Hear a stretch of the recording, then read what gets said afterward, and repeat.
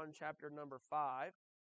And now this has been about a 6-week study just in this one chapter. Okay, it's been a really long study on this because of the content and the material that is being dealt with.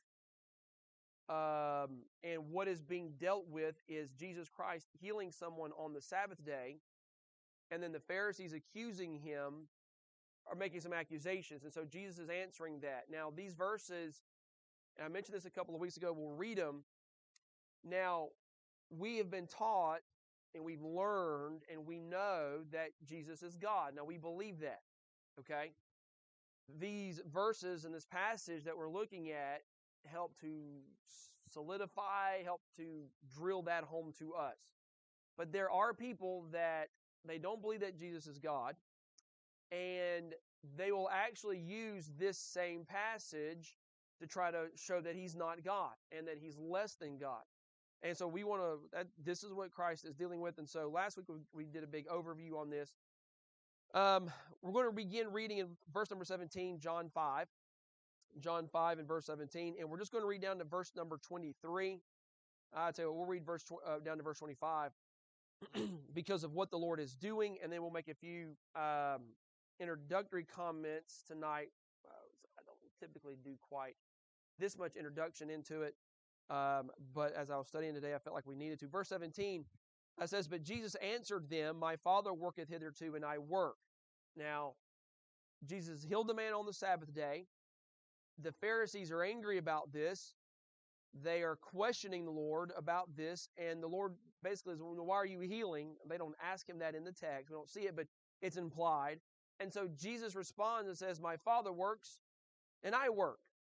Okay, so when he says that, verse number 18, notice what happens. "Therefore the Jews sought the more to kill him, because he not only had broken the Sabbath, but said also that God was his Father, making himself equal with God." So when Christ said that, "My Father works, and I work," the Jews understood this to be a blasphemous statement. He's blaspheming God. Okay.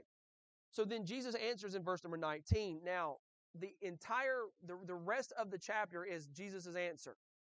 But the first half of this, and I'm going to repeat myself here in a moment, but the first half of this, what is happening is that God is revealing who he is through the works of Jesus Christ. You say, what is that? What's the point? Okay. John 1 in verse number 18, all the way back at the very beginning of the Gospel of John, John says that no man has seen God the Father, has seen God at any time except for the only begotten who's in the bosom of the Father. He has declared him. So the point of the Gospel of John in his writing is to reveal that Jesus is God in the flesh. That's what this whole thing is all about. So when Jesus Christ, so in this answer, okay, in verses number 19 down through verse number 30, 31, is the first part of the answer, okay? We're going to just look at part of that part tonight, okay? But within this, it's the Father is revealing Jesus through the works. He sets it off with three major portions with the two words "verily." Now, I'm saying all of that. So verse number 19, "Then answered Jesus and said unto them, Verily, verily, I say unto you, the Son can do nothing of himself, but what he seeth the Father do, for what things soever he doeth, these also doeth the Son likewise." Now, is that not an interesting verse? The Son can do nothing of himself. Well, that's interesting. So does this mean Jesus can't do anything? Now, those that say that Jesus is not God, they look at this and say, "See, he's less than God. He can't be God." Well, how would somebody answer that then? Like, what? Well, that's what it says. Well, there's more reading, so we'll keep reading. Verse 20, or verse number 19. We'll finish reading verse number 19. "But what he seeth the Father do, or what things soever he doeth, these also doeth the Son likewise. Now for the Father loveth the Son, and showeth him all things that himself doeth. And he will show him greater works than these, that ye may marvel. For as the Father raiseth up the dead, and quickeneth them, even so the Son quickeneth whom he will. For the Father judgeth no man, but hath committed all judgment unto the Son, that all men should honor the Son, even as they honor the Father." Well, no, that's completely different, it's sounding. Now he's saying honor him just like you honor the Father.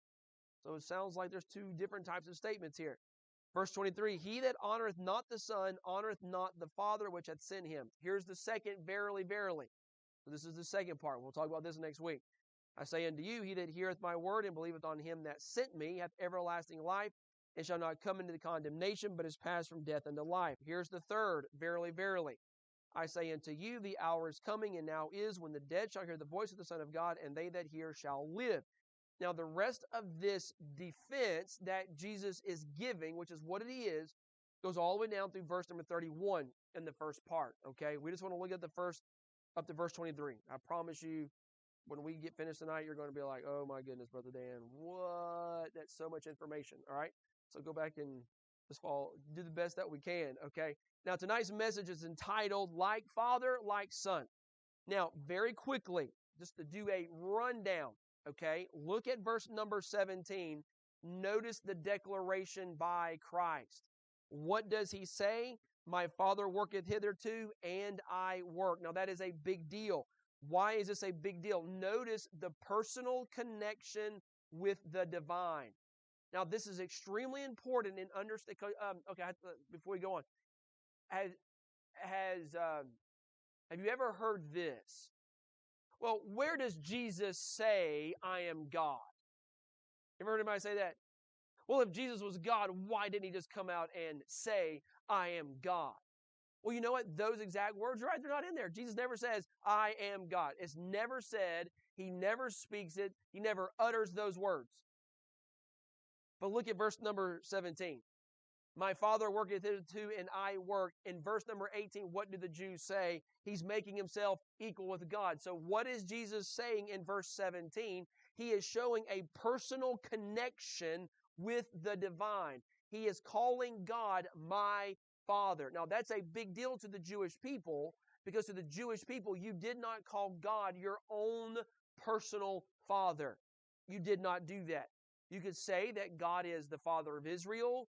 He is the Father of creation. He is the Father of mankind through creation, this sort of thing. But to a Jewish person, to say the words that Christ says, my Father, and the idea that is my own personal Father, was a no-no. In that statement, my Father is working and I work, he is showing a personal connection with the divine. Not only that, he is showing a perpetual concern of the divine. Now listen to what he says. My Father worketh hitherto. My Father worketh hitherto. Now you say, what in the world does that mean, worketh hitherto? We don't say that. We don't talk like that. I know. Hitherto means up to this point. So he is saying, my Father works up to this point, and I work to this point. Now you say, well, Brother Dan, what's the big deal? Now, the big deal about this is because of what has just happened. He healed a man on the Sabbath day, and they went bananas. Why are you doing it on the Sabbath day? And so what Jesus is saying in the next verses, in saying this, my Father works and I work, and then in verse number 19, everything that I see the Father do, I do. What Christ is showing them is this, is that in their minds, they have this great concern about following the law, when God's only concern is about taking care of people. Now, 3 or 4 weeks ago, when talking about this is the example that I used about the Sabbath day. Okay. You may not have ever heard this, but I have, okay? I have heard this. Let's say you're on your way to church, and you're coming to church, and you see a man, or maybe an elderly man, or maybe a woman stopped on the side, especially to our men, and you see a lady stopped on the side of the road, and she's got a flat tire. You head to church, you're like, you know what? I need to stop and help this lady out. So you pull over, you stop, or you help the old man out. Hey, let me help you out. You help the guy with his tire, and then the next thing you know, something else is wrong, and they need to be driven over here. They need to be taken over here. So instead of going to church, you help the person out. Now, let me ask you a question. What do you think God gets more glory out of? Helping the person in need, or driving by them and going to church anyway? Helping the person in need. But let me ask you a question. Have you ever, because I have. You may not have, but I have. People say, well, you just need to go to church anyway. God, you just need to be at church. This is what Jesus is dealing with. We completely miss it. And so when Christ says, my Father works. He is showing I've got a personal connection with the divine, but my Father is working up to this point, taking care of people. He is showing the contrast between their attitude and God's attitude, that God is concerned about taking care of people. And then lastly, within this, notice that there's a parallel counterpart in the divine. Now, those are big words. Now, listen to what he says. Listen to this. My Father works and I work. Do you see the parallel right here? Jesus is claiming God the Father works, and so guess what? I work just like him. Do you see the connection, the place where Jesus is placing himself? He is placing himself on the same level as God the Father. God the Father works. He's my own Father. And guess what? I'm doing what he does. I am also working just as he works. Now, this is the declaration that Jesus is making. I am God, and I am doing the work of the Father. And, of course, we know from here there's the detesting. What happens? Man, they get mad. They think he's broken the Sabbath, and they think he's blasphemed the sovereign. And I talked about this a couple of weeks ago, that the accusation that they made is true. He worked on the Sabbath, and he's making himself equal with God. But the accusation is breaking the Sabbath and blaspheming the sovereign, which he did not do. He didn't break the Sabbath, and he didn't blaspheme the sovereign. He didn't blaspheme God because he is God, and he can't do that. Okay? But this is they're detesting him. And then lastly, just this is all, I know we talked about this, but bringing us up, the disclosure. What is Christ revealing? He purposefully healed this dude on the Sabbath day. Jesus could have come a day early. He could have came the day after. But no, the Lord walked in on the Sabbath day and said, you're healed. He's stirring up problems. Well, that's not very Christ-like, is it, to stir up problems? But he's stirring up problems. Well, there's a reason why he's stirring up problems. It's because he is about to reveal God to them through the works that he does. And that's the entire point. He said, I'm going to show you who God is. I am, oh no, man, my outline messed up on here. Those that are watching the outline of the PowerPoint, you've got it all right there. So there, it's all right there. Anyway, no surprises on this. Now, so what is he disclosing? What is he revealing? Now, the first thing that he is revealing is the Father's work of revelation. Now, again, no man has seen God at any time. Prove that there is a God. Okay, when we hear this, you got, if you can prove to me that there is a God, I will believe. Well, this is the thing. You can't prove that there is a God. Why? Because you can't see him. But you know what you can do? You can give evidence and fingerprints which show that there is a God. And that's exactly what the Christ is about to do here.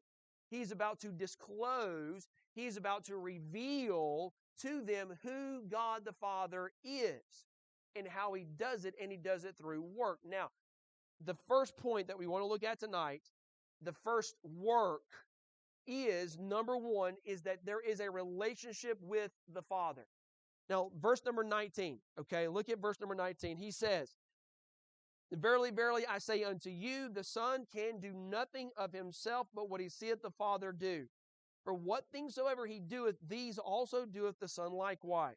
Now, the Father is revealing himself through the Son. Now, this is accomplished by the works that Jesus Christ performed. Remember what Nicodemus said to Jesus in John chapter 3, we know that you've come from God because nobody can do the works that you're doing unless God is with him. So they knew there was something different about Jesus Christ. They understood that. But what is about to be revealed right now is completely new. Completely new. And what is that? That there is, it's not mentioned here. Later on in the New Testament you see it, but there is a Trinity. One God, one being, okay? And that there's three separate personalities, persons within God. And this is what is being revealed. This is new. There's glimpses. There's hints in the Old Testament. And on your handout, what I did, I'm not going to talk about this. I'm not going to preach on this. But there's a 1, 2, and a 3 underneath it. It's not it might be highlighted. If it's not on yours, I'll make a copy of mine, let you have it. But is the prophecies of the Lord that talk about the Messiah being called the Son, okay? There's the personification of the Lord that's seen in the Old Testament by the angel of the Lord. Often the angel of the Lord is Jesus going before the people. It's a theophany. And then there's the position of the Lord in Psalm 110 and verse 1. The Lord said to my Lord. Now, go back, read those verses, study that out on your own. But those are the hints of the Trinity of God or of Jesus in his before he becomes a man in the Old Testament. Okay, but this is completely new.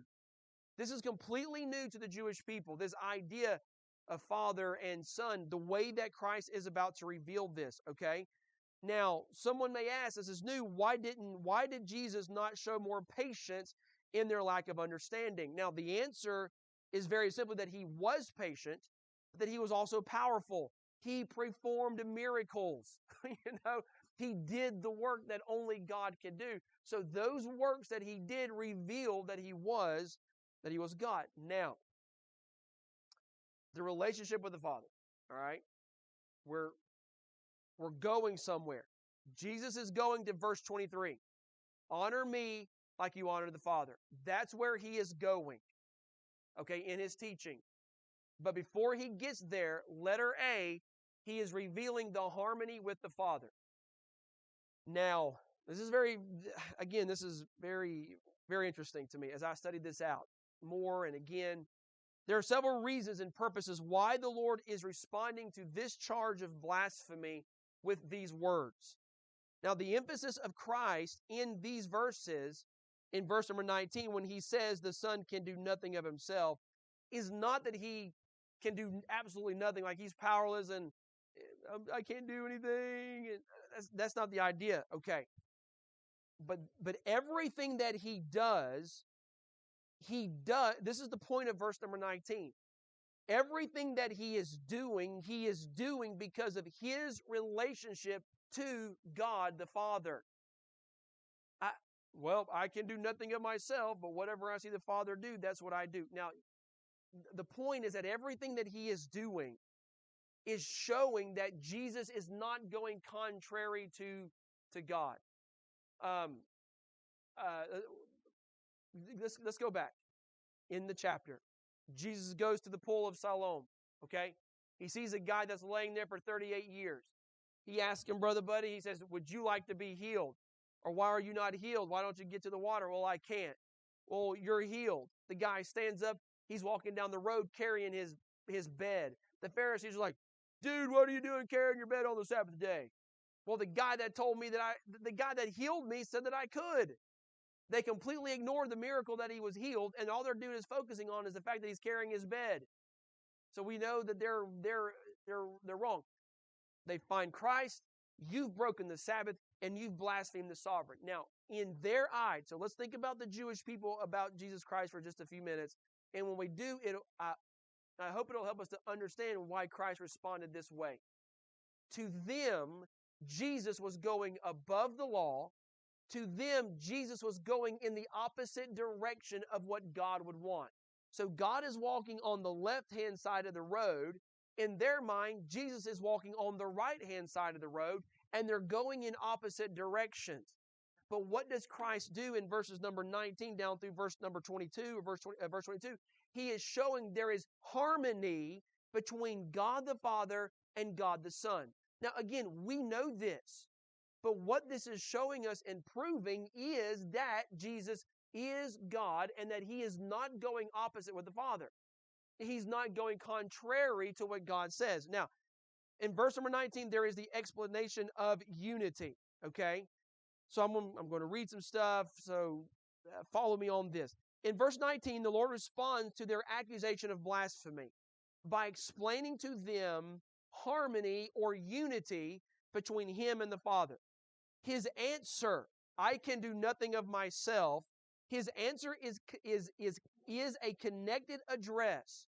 The theme being his own character, his own mission, his own authority, and his own credentials as the Son of God. So, for example, when Christ says, I can do nothing of myself, it's very emphatic. It means I can do absolutely nothing on my own, but we have to read the next part of the verse that says this, but what he seeth the Father do. And so the idea of this of himself means it's not coming out of Jesus himself. It's not his mission he came to fulfill. It's not his credentials that he is offering to them, but it's the mission of the Father. It's the credentials of the Father. I'm not doing it. I can do nothing of myself, but whatever the Father does, that is what I do. So he's not showing that they're bumping heads and they're fighting. What Christ is showing them is everything that God the Father is doing, that's what I'm doing. I'm not doing this on my own. The words that Christ speaks, the Son can do nothing of himself, is further explained in the next phrase, but what he seeth the Father do. Now, the idea of the words can do nothing of himself is extremely powerful, and it is as though Christ says, it is completely impossible for me to do anything on my own.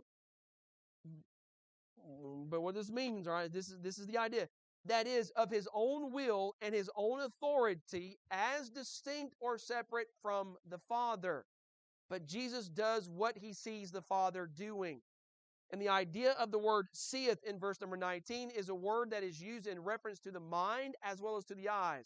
And it carries the thought of full knowledge. The entire phrase is explained by the next words, which shows that between the Father and the Son, there is complete agreement in all of their works. And I know it's a bunch of words. You say, brother, what in the world? What I see the Father do, the idea of that is complete understanding.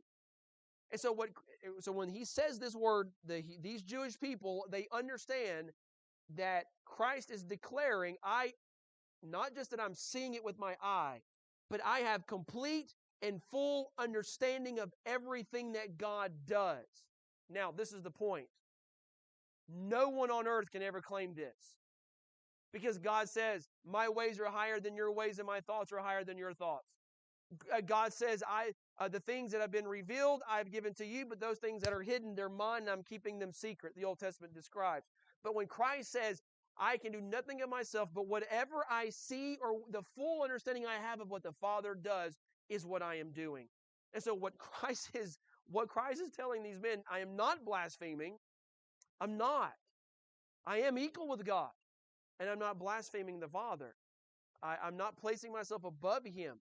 I'm not coming to do my own thing. I am doing everything that he wants. So what Christ is doing, he's giving us harmony. He is giving us the explanation of this unity. But secondly, he gives us the expression of the unity. Now, and I say this often, make sure you pay attention to every word when you're reading it in the Bible.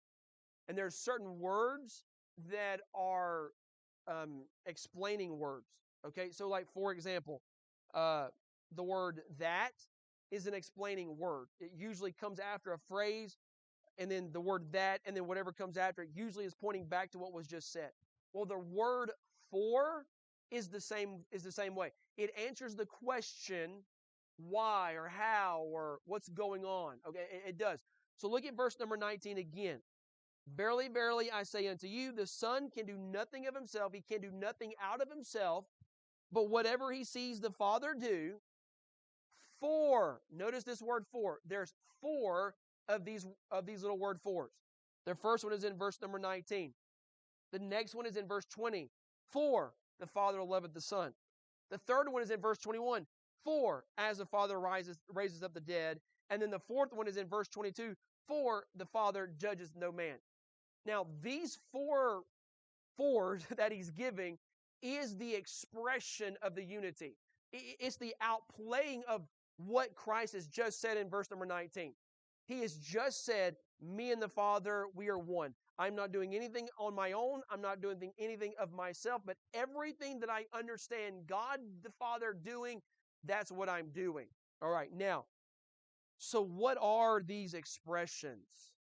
What is it that the Father is giving to the Son and giving to the Son while he is on the earth? What is he giving to the Son while he is on the earth? The first thing is it is an expression of the Father's administration. Now you say, Brother Dan, what in the world? Verse number 19. At the end of it, for what thing soever he doeth. Whatsoever God does, these also doeth the Son likewise. Now, this is really this is when we say administration, what Christ is declaring right here is God's rule, order, and control over the cosmos. God's hand upon it all. And whatever God does in the world, Christ is declaring the Son does it likewise, just like Him. And what this is focusing on is the administration that God has over society, over the world, the control that He has, the works that He does, the rain falling on the just and the unjust, the sun and the moon, the stars, the laws of gravity, the laws of biology, everything that God has instituted and ordained and placed in the earth, His administration, Jesus Christ is declaring that what He does, I do likewise. Now, again, this goes back to I can do nothing of myself, but whatsoever He sees the Father do. Okay, that's the whole statement. It's not that Jesus Christ is broken and He's little and He's weak and He can, no, because He is doing what God does. And who can do what God does but God alone? And this is the point, that Christ is declaring there is an expression of the Father's administration. Secondly, verse 20. There is an expression of the Father's affection. Now, all of this is about their relationship, about the harmony. Well, how dare you declare that God is your Father? And then Jesus says, okay, I'm going to tell you how God is my Father. I'm going to tell you what He does in this relationship that we have. He says, the Father has affection towards me as the Son. For the Father loveth the Son, and showeth Him all things that Himself doeth. And He will show Him greater works than these, that ye may marvel. Now, He's going to show Him greater works than those, because what is Christ going to do? The greater works that He sees. He's just told us that. I'm going to do what the Father does. I'm copying Him. We're on the same page. We're doing the same thing. Now, this love of the Father, though, is seen through the works of Christ. The emphasis is the love that the Father has with the Son. Now, this is a completely new revelation of God. Okay. Because if you ever talk to somebody, whether it be a Jehovah's Witness or a Oneness Pentecostal or whoever, okay, and they say, well, this verse right here, you see, the Father is loving the Son. So what do we have? God loving Himself? I mean, how silly is that? And this is what they say. Okay? Because when we read it, it's like, well, yeah, sure. But no, but see, that's the point. It's not God loving God or God loving Himself. It is the persons within the Godhead, the Father loving the Son. These are two distinct persons. That's exactly what the Lord is revealing. There is one God. Hear, O Israel, the Lord thy God is one. But this one God is has a triune nature. Now, how do you explain that? Well, I can't. This is what Jesus is telling us. If God the Father is in heaven and He is God, and Jesus is declaring that He is doing everything that the Father does just like Him, and the Pharisees understood Him as being equal with God, so then Jesus is also God. So how can we have, because there's two persons. Now, this is not God loving God or God, loving Himself. Okay, this is a new revelation. This love leads the Father to show Christ all of these things. Now, this is interesting, but the point is that the Son is a partaker. Now, the idea of this, I show Him all things. I'm sorry, the Father shows me all things because He loves me. Well, He's having to show Him. If He's having to show Him, then He must not be equal with God. And this is what they say. No, that's not the idea of the words. The idea of the words is that everything that God in His counsel is a part of, Jesus is a part of the same thing. Well, how can He be a part of the same thing? Because He's God. The Father loves the Son and shows Him all things, brings Him into all of His counsel, everything. He brings Christ into this. Now, there is nothing that separates the Father and the Son. Nothing separates them. Christ goes on to explain that the Father will show Christ greater works than these so that Christ may show the people. Why does he want to show them? He tells in verse 20, that ye may marvel. Remember, they know that God is with him, because if God was not with him, then he could not do these miracles. And so the point of the miracles and of the signs is to point them to the fact that he is God in the flesh. Okay? And so there's an expression of the Father's administration. There's the expression of the Father's affection. And all of these words that Christ is using is showing an equality, a harmony with them. All right? Well, there's a third expression in verse 21. Okay? For as the Father raiseth up the dead and quickeneth them. The word quickeneth means to make alive. He raises the dead. He quickens them. Look at these next two words. Even so. Now, those two words, even so, mean in the same manner. So, listen to what he's saying. The Father raises the dead. He quickens them. And even so, just like the Father raises the dead, the Son quickens whom he will. Now, what is this? This is an expression of the Father's affirmation.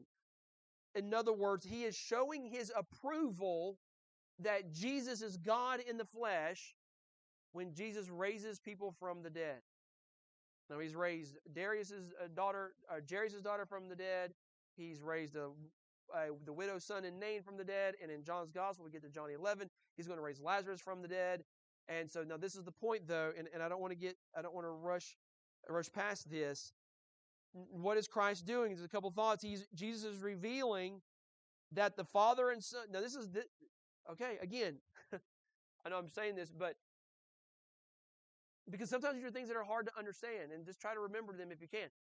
There's one God. And I know this blows our mind. I get it. It blows mine because I'm thinking, how do I grasp this?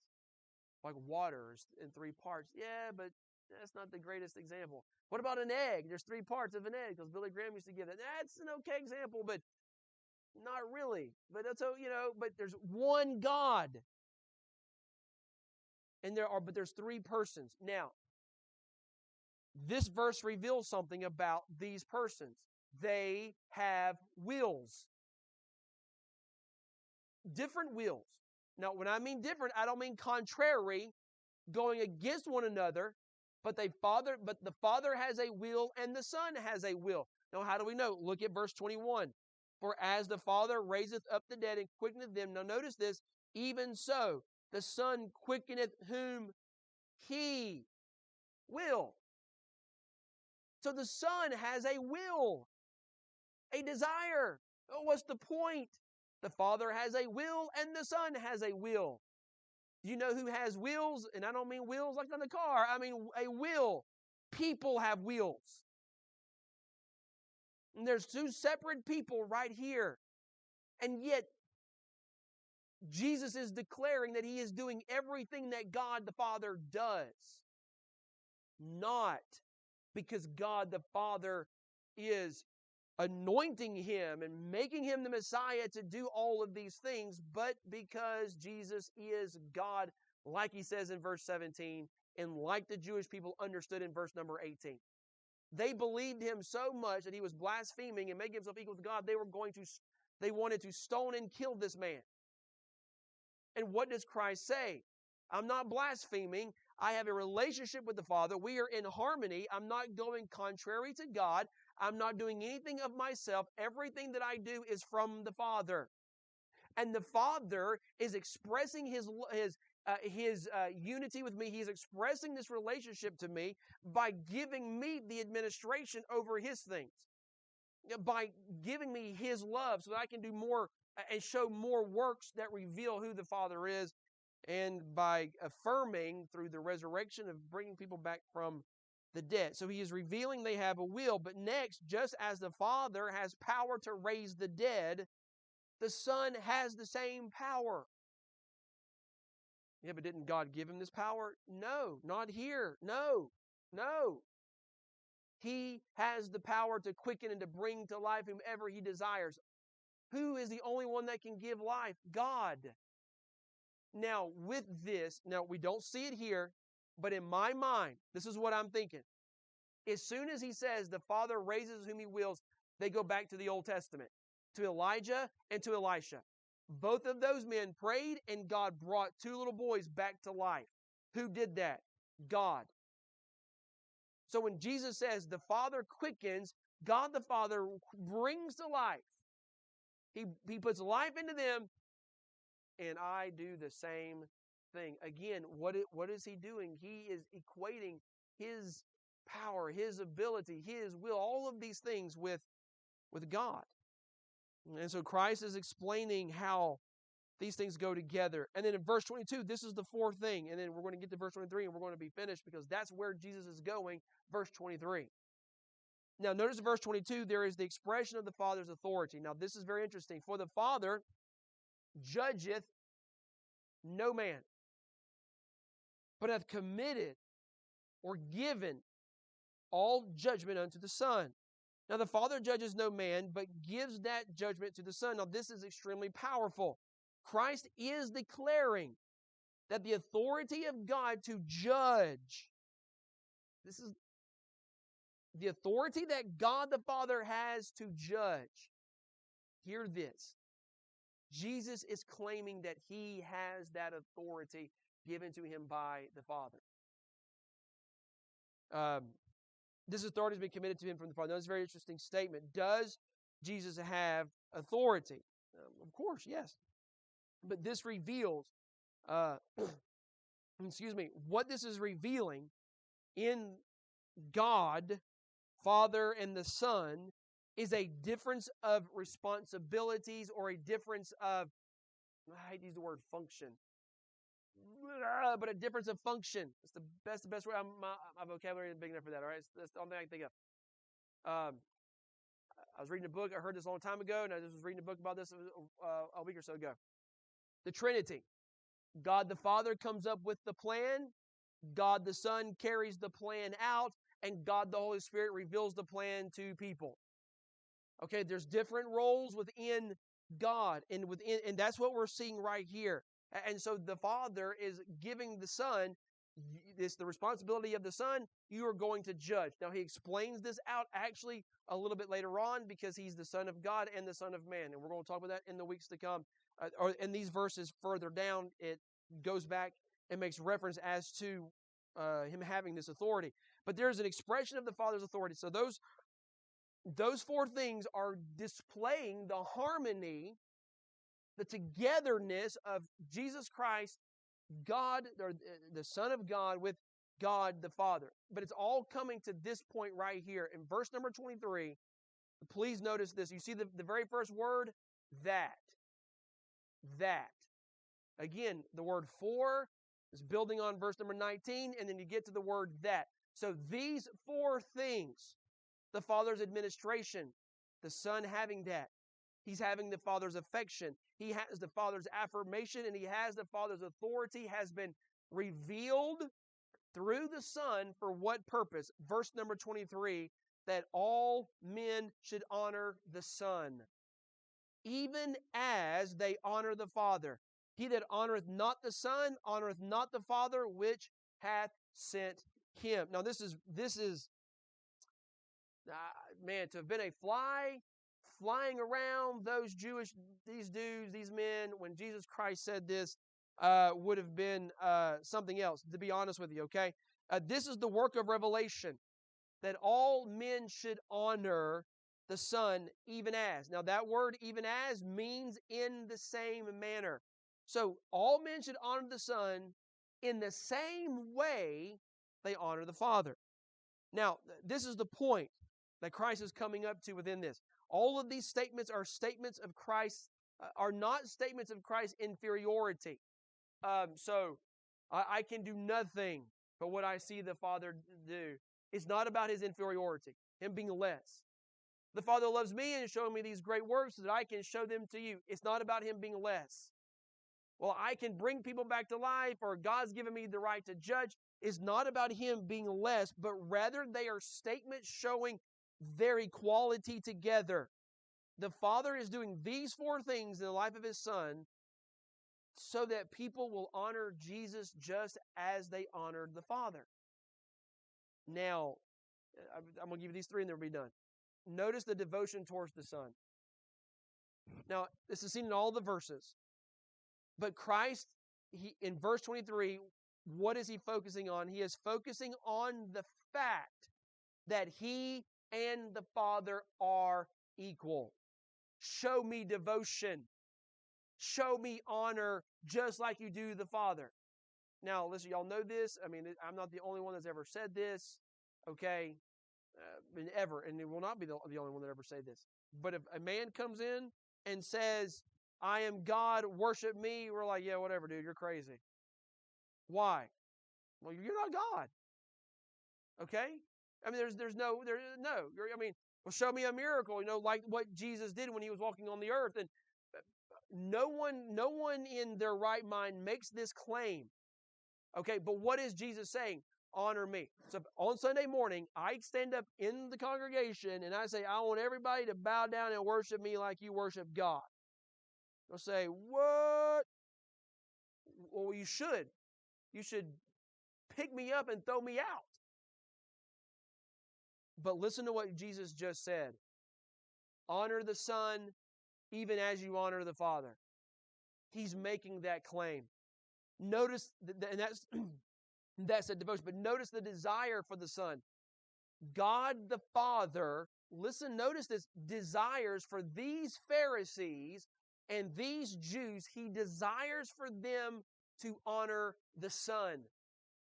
He deserves it, that devotion, honor me like you honor the Father. Yes, but notice the words in the verse.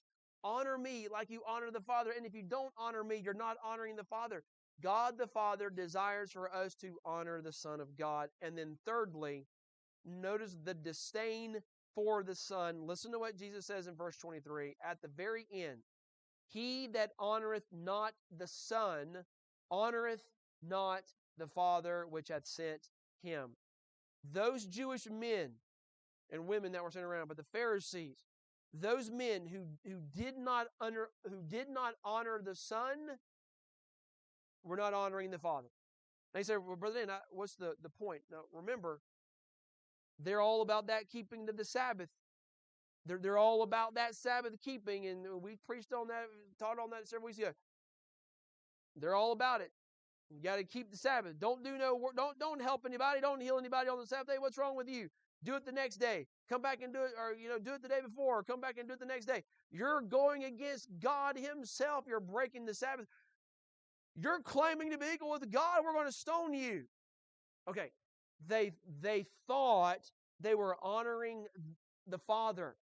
They thought they were doing what God desired for them to do, but now Jesus is telling them, you're not honoring me, and those that don't honor me are not honoring the Son. These Jews were guilty of committing this sin. Because they refused to honor the Son, they were not honoring the Father. They thought through their practices of the law and their defending of God's character that they were honoring the Father. Yet Jesus tells them right here that because they're not honoring Him and because they're not honoring the Son, they're not honoring the Father. The point, what is the emphasis? And it doesn't stop here. Christ continues to load them up with new stuff, but with their misconstruction and twisting what He is saying in His words and all of this, and He is teaching them and revealing to them His equality with God.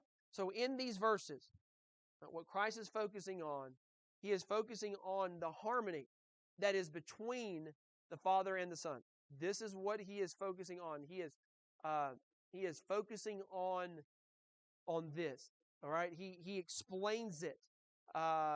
He then expresses how the Father is revealing Himself to them. how Jesus is revealing God to them.